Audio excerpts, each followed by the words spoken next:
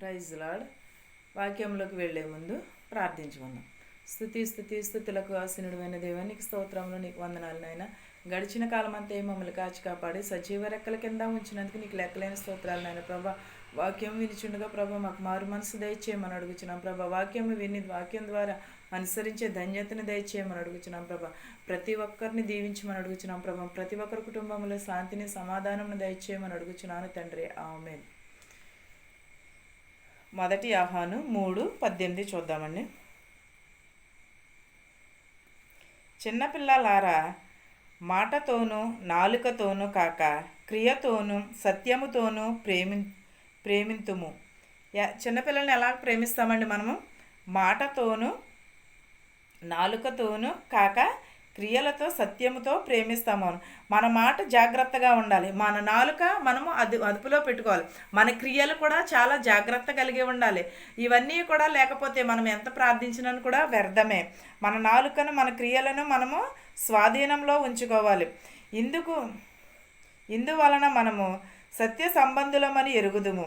దేవుడు మన హృదయముల కంటే అతీతుడై సమస్తమును ఎరిగి ఉన్నాడు గనుక మన హృదయము ఏ విషయములలో ఆయన యందు దోషపరణము చేయును ఆయా విషయములలో ఆయన ఎదుట మన హృదయములను సమ్మతి పరుచుకుందుము. ఎలా అండి? మనం ఏమి సంబంధులమై ఉన్నాము? ఇందువలన మనము సత్య సంబంధులమై ఎరుగుదుము. దేవుడు మన హృదయమును కంటే అధికమైన సమస్తమును ఎరిగి ఉన్నాడు గనుక మన హృదయం ఏ విషయములలో మదన పడుచున్నదో దోషపడుచున్నదో ఆయనకి తెలుసు. మన హృదయమును సమ్మతి పరుచుచున్నాడు. మనము దేవుని సన్నిధిలో మన సత్క్రియలు కానీ మన నడవడిక కానీ మన ప్రవర్తన కానీ జాగ్రత్తగా ఉంటే మన హృదయములను సరళము చేస్తానని చెప్పుచున్నాడు. మన హృదయమును ఆయన దోషరహితము చేసిన ఎడల దేవుని ఎదుట పరచగలవాడు ఎవడు? మన హృదయం ఎలా ఉండాలి? ఏ విషయంలోనూ మనము బాధపడుచున్నాము. మన హృదయం కంటే అధికుడైన సమస్తము ఎరిగి ఉన్నవాడు మన హృదయములను బాగు చేస్తానని చెప్పుచున్నాడు. మన హృదయములను అధికముగా బాగు చేయువాడు ఎవడు? యేసుక్రీస్తు వారు మాత్రమే. అది ఎవరి వలన కూడా సాధ్యం కాదు. మనం ప్రతి ఒక్కరమును కూడా మన హృదయమును ఎప్పుడును కూడా దేవునికి అర్పించుకోవాలి. మన ప్రవర్తనను మన సత్క్రియలను కూడా చాలా జాగ్రత్తగా చూసుకోవాలి. అన్నిటికంటే మన హృదయమును దేవుడు బాగు చేస్తానని చెప్పుచున్నాడు. అధికమైన మేలులతో మన హృదయమును తృప్తిపరుస్తానని చెప్పుచున్నాడు. అలాంటినప్పుడు దేవునికి మనం ఏమి కలిగి ఉండాలి? కృతజ్ఞత కలిగి ఉండాలి. మనం ఎప్పుడును కూడా దేవునికి లోబడి ఉండాలి. ఇర్మియా 30:17 చూద్దామండి. వారు ఎవరును లక్ష్యపెట్టని సీమోను వేలుముద్రను నీకు పెట్టుచున్నాను. అయితే నేను నీకు ఆరోగ్యము కలుగజేసేదను, నీ గాయములను మాన్పేదను. ఇది యెహోవా వాక్కు. ఏమని చెప్పుచున్నాడండి? అధికమైన మేలులు మనకు కలగజేస్తానని చెప్పుచున్నాడు. అధికమైన మేళ్లతో మనలను తృప్తిపరుస్తానని చెప్పుచున్నాడు. అయితే నేను నీకు ఆరోగ్యమును కలుగచేయుచున్నానని చెప్పుచున్నాడు, నీ గాయములను మాన్పేదనని చెప్పుచున్నాడు. ఏమని? మనకి ఆరోగ్యమును ఆయుష్ను కూడా దేవుడు ఇస్తానని చెప్పుచున్నాడు. దేవుడు అధికమైన మేలులను ఇస్తానని చెప్పుచున్నాడు. అలాంటినప్పుడు మనం దేవునికి కృతజ్ఞతను కలిగి ఉండాలి. దేవుని వాక్యమును గైకుని ఉండాలి. మనం ఎప్పుడూ కూడా ఇది నీ గాయములను మాన్పేదని. ఇది యెహోవా వాక్కు. యెహోవా మాట సెలవిచ్చుచున్నాడు. ఏమని సెలవిచ్చుచున్నాడు? నీకు ఆరోగ్యమును గాయములను మాన్పేదను. ఇది యెహోవా వాక్కు. నిజమే కదండి. మన సత్క్రియలను బట్టే కదా దేవుడు మన గాయములను మనకు ఆరోగ్యమును కూడా, మనం ఏదైనా లోపం చేస్తేనే దేవుడు మనకి ఏదో ఒక లోపము పెడుతూ ఉంటాడు. మనం పైకి మారిపోయాము అని అనుకుంటాం, కానీ మన హృదయంలో ఏదో లోపం ఉన్నది. అందుకనే దేవుడు మనకు ఏదో అనారోగ్యం వచ్చింది అనుకోండి, ఏమనుకోవాలి? దేవుడా, నేను ఏదైనా సరే తెలియక చేస్తుంటే క్షమించు, తెలిసి చేస్తే నేను దాన్ని సరిదిద్దుకుంటాను అని అంటాం. అలాంటినప్పుడు దేవుడు మనకి ఏమి కలుగజేస్తానంటున్నాడు? నీకు ఆరోగ్యమును కలుగజేసేదని, నీ గాయాలను మాన్పేదనని. ఇది యెహోవా వాక్కు. ఈ మాట సెలవిచ్చుచున్నాడు. యాకోబు నివాస స్థలమును కరుణించి వాని గుడారములను నేను చెరలో నుండి రప్పింతును. అప్పుడు పట్టణమును ఏమని యెహోవా మాట సెలవిస్తున్నాడు. యాకోబు నివాస స్థలమును కరుణించి వాని గుడారములను నేను చెరలో నుండి తప్పించేదనని చెప్పుచున్నాడు.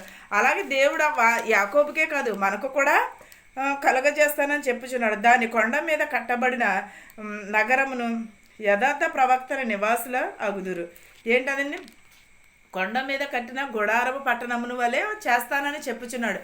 యాకోబుకే కాదు, అలాంటి దీవెనలు మనకు కూడా ఇస్తానని చెప్పుచున్నాడు. కానీ మనం పొందుకునేవారుగా ఉంటున్నామా? ఎలా ఉంటున్నాము? ఎప్పుడైనాను ఒక్కసారైనా మనం పరిశీలించుకున్నామా? 1 సమూయేలు 25:6 చూద్దామండి. నీకును నీ ఇంటికిని నీకు కలిగిన అంతటికి క్షేమము కలుగును గాక. ఏంటదండి? నీకును నీ ఇంటికిని నీకు కలిగిన అంతటికి క్షేమము కలుగును గాక అని చెప్పుచున్నాడు. దేవుడు మనల్ని క్షేమంగా ఉంచడానికి చూస్తున్నాడు. కానీ మనము దేవుని ఎడల మనం ఏమి కలిగి ఉంటున్నాము? కృతజ్ఞత కలిగి ఉంటున్నామా? దేవునికి లోబడి ఉంటున్నామా? దేవుడు ఏమంచు మనం ఎప్పుడూ కూడా దేవునికి కృతజ్ఞతాస్తు. దేవుడా, ఈ తరుణం లేక చాలామంది బాధపడుతున్నారు. నాకు కలుగజేసినందుకు, నా కుటుంబమునకు కలుగజేసినందుకు నీకు కృతజ్ఞతాస్తుతులు చెల్లించుకుంటున్నాను. నీ ఇంటికి నీకును కలిగిన అంతటికి కూడా క్షేమముగా ఉంచుతానని చెప్పుచున్నాను. అలాంటి క్షేమము మనలో కలగజేసినందుకు దేవునికి హృదయపూర్వకంగా మనము చెల్లించుకోవాలి. నా ప్రియ నేస్తమా, నీ జీవితంలో నిజమైన దేవునిని కనుగొనాలి. మనం ఎప్పుడూ కూడా ఏం చేయాలి? నిజమైన దేవుని, ఆయన దృష్టిలో సత్క్రియలను మనము చాలా జాగ్రత్తగా చూసుకోవాలి. జీవించుచున్నామంటే ఆయన ఇచ్చిన కరుణా కటాక్షము వలనే మనము జీవించుచున్నాం. ఆయన మనము చూపిన ప్రేమ మేలులు బట్టే మనము ఈ లోకంలో మనము జీవించగలుగుతున్నాం. కానీ ఆయన కాపుదల కానీ ఆయన కానీ లేకపోతే మనకి ఎంత మాత్రమును కూడా ఈ లోకంలో ఉండే అర్హత. మన కుటుంబంలోనే ఆశీర్వదిస్తానని, మనకున్న అంతటిని ఆశీర్వదిస్తానని చెప్పుచున్నాడు. ఈ వాక్యమును మీకును మాకును మనందరికీ తోడయ్యుండును గాక. ప్రార్థించుకుందామండి. స్థుతులకు ఆసీనుడు అయిన దేవానికి స్తోత్రాలు. నైనా మా శత్రువుల్ని మిత్రువుల్ని దీవించమని అడుగుచున్నాం ప్రభ. దాని పిల్లనేమి భేదాలనేమి దీవించమని అడుగుచున్నాం ప్రభ. ప్రతి ఒక్కరి కుటుంబంలో శాంతిని సమాధానముని దయచేయమని అడుగుచున్నాం ప్రభ. మాకు కలిగిన అంతటిని ప్రభ నువ్వు ఆశీర్వదిస్తానని చెప్పుచున్నాం ప్రభ. మేము ఆశీర్వాదములు పొందుకునేవారుగా ఉండుటకు మా హృదయములు మార్చు, మా మనస్సులు మార్చమని అడుగుచున్నాం ప్రభ. చిన్న బిడ్డలు మొదలుకుని పెద్దవారి వరకు ప్రభ, వృద్ధాప్యంలో ఉన్నవారిని, వెధవరాలని ప్రతి ఒక్కరిని దీవించమని అడుగుచున్నాం ప్రభ. ప్రతి ఒక్కరి కుటుంబంలో శాంతిని సమాధానమును దయచేయమను. హాస్పిటల్లో ఉన్నారు ప్రభా, వారి రోగములను ముట్టి స్వస్థపరచమని అడుగుచున్నాం ప్రభా. వారి హృదయములు మార్చు, వారి మనసులు మార్చమని అడుగుచున్నాం ప్రభా. ప్రతి ఒక్కరిని దీవించమని అడుగుచున్నాం ప్రభా. పిల్లలు లేని వారికి పిల్లలు దయచే, గర్భిణీ స్త్రీలను దీవించు. యవనస్తులు నీ కాడు మోయట ఎంతో మనోహరమని చెప్పి ఉన్నా ప్రభా. నీ కాడు మోసే మా భాగ్యము వారికి దయచేయమని అడుగుచున్నాం ప్రభా. యవనరాలని యవనస్తుల్ని కూడా దీవించి, బాలికలని బాలురులను కూడా దీవించమని అడుగుచున్నాం ప్రభా. ఉద్యోగంలోకి ఉద్యోగం దయచేయమని అడుగుచున్నాం ప్రభా. సొంత ఇళ్ళ కోసం ఎదురు చూస్తున్న వారికి సొంత ఇళ్ళు దయచేయమని అడుగుచున్నాం ప్రభా. జ్వరాలతో ఉన్న వారిని ముట్టి స్వస్థపరచమని అడుగుచున్నాం ప్రభా. నీ పరిచర్య చేయుచున్న వారికి కూడా ప్రభు సరైన సహాయం చేయమని అడుగుచున్నాం ప్రభా. వారు వెళ్ళుచుండగా వచ్చుచుండగా వారికి రక్షణ దయచేయమని అడుగుచున్నాం ప్రభా. నీ సర్వాంగ కవచము వారి చుట్టూ ఉంచమని అడుగుచున్నాం ప్రభా.